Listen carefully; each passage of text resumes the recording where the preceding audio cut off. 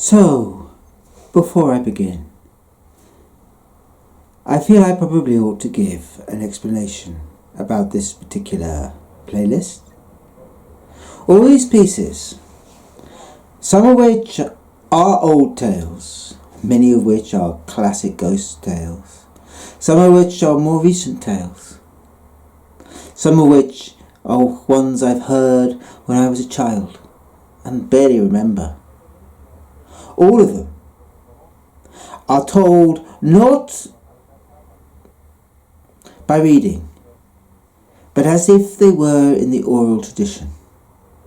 So I am not trying to tell badly stories that were written perfectly, but rather take out the story, adapt it, rework it if you like, for that peculiar rhythm of language, that peculiar way of expressing that is for me critical to storytelling, halfway between acting and composition.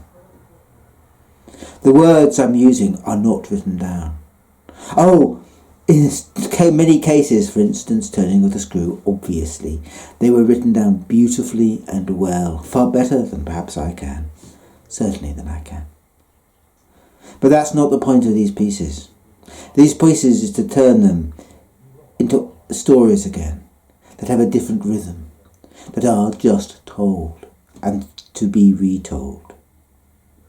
Taking then texts that could be written, could be read with the burr of the text, which always imposes its own rhythms as eyes that follow a text and that is thought of as a book, and turning them into essentially performance pieces and nothing else.